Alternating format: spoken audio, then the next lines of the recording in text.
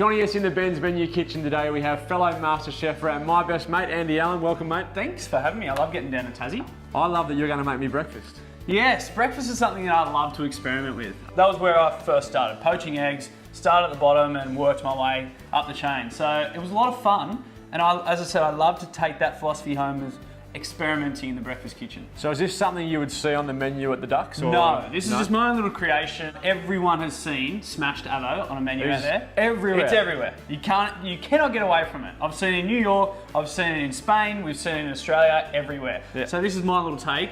I'm influencing some Asian flavours. Yeah, well, marrying up of two of our loves. Exactly right. Asian exactly food and right. Mexican food. So first things first, you need to find some very, very good quality avocados. So we've got a couple here. Talk me through the ripeness stages. So as they go, this is probably halfway there. So they'll start off really green. Yep. And they'll go to this sort of army green sort of colour, and then they'll go almost black purple when they're really ripe. So you've got one here in the middle and one at the ripe end. Ideally, we want two of these, but today, we're halfway there. Well, it's a good opportunity to show people that they do right. go. And you can see this one's starting to go that blushing purple, so it's well and truly on its way. Yeah, we just want these halved, we want the seeds out, and we want dice. Exactly the same as what you would do for a guacamole. So I'll get you onto that. Especially when you're using avocados, it's really important to taste what you're doing because these guys need seasoning from all different parts. We've got seasoning there with fish sauce, we're gonna use salt, the sesame oil will be a seasoning, and we're gonna use pepper as well. So to get that balance of the seasoning right, it takes constant tasting along the way. Yeah, and avocados are high in fat. So the reason why I think everyone loves them is because they carry flavour really well. Yeah, and they're very healthy for you. Yeah. They're a great start Good to the day because they are high in fat. They've got great oils and they keep you going for the best part of the day. So I'm going to say it's healthy because it is. It's going to be tasty. It's going to look good, I hope. So hopefully it ticks all those boxes.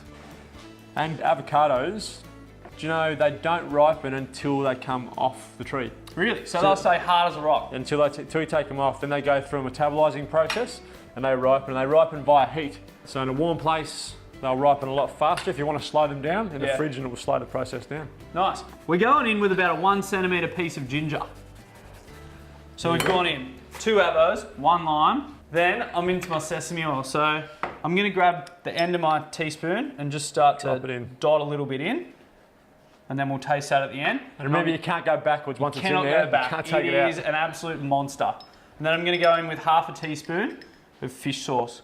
We are going to season this at the end with salt, so this is more for flavour. Yeah, just to spice things up a bit. Coriander, mate. I need a handful, I reckon. Sunday breakfast. A rough chop? You're at home. Yeah, rough chop. But I reckon that is plenty. Then we're stirring up. So can you give me a whack of salt in there and also a good grind of black pepper? Yep. Like you said, avocados love salt. They love it. They need it. And pepper as well. So we're going to actually smash this. Like a guacamole, I like to keep mine quite textural, quite chunky, but I want this. You keep more putting like guac a little in our bit hair, of paste. man. I'm going to blame this. Like, look at that. It doesn't work.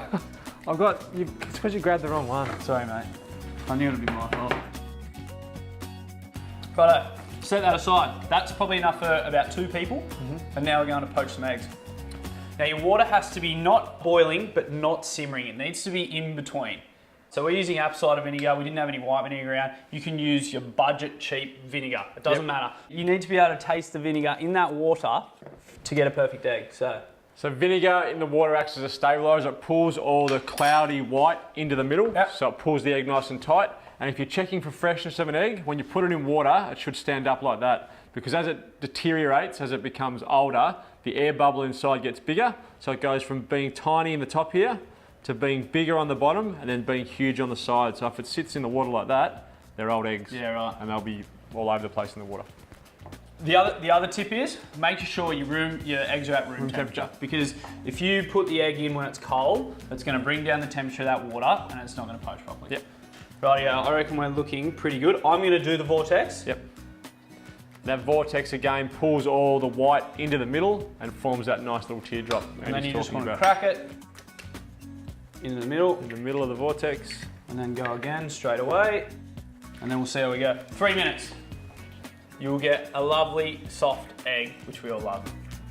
So it's been about 2 3/4 minutes, I reckon. Yeah, I reckon close to 3. So that's pretty good. And remember, these are going to still cooking once they go to the plate. So you would rather them a little soft. They're gonna keep cooking, you don't want them to harden up. So we'll put these aside now, and all we have to do now is toast some bread, clean those eggs up, and we can plate up. Plating up time, and it's a time that I enjoy as well, because gone are the days where you've got bacon there, you've got eggs there, you've got bread there, and you've got a bit of hollandaise dribbles over the top. It's a little bit of an art these days to getting breakfast looking nice. So we've got our bar marks on our toast there, that's exactly what we want. That's presentation That's side. presentation side. With a nice couple of, we're gonna basically cover our bread with our avo. Then we're gonna go on with our eggs. Just clean up all the little end bits.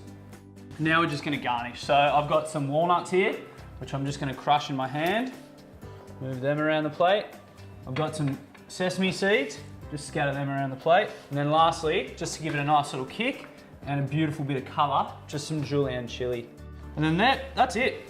Asian avocado toast with a couple of poached eggs on and then a few little garnishes. Very easy. You could do that on Sunday for your best mate, your girlfriend, your wife, whoever you want, and they would be stoked with that. What do you reckon? For your best mate. For your best mate? Does that mean it's mine? Half, because I really want this. Oh yeah, you can have half as well. Oh. You make breakfast for me any day, mate.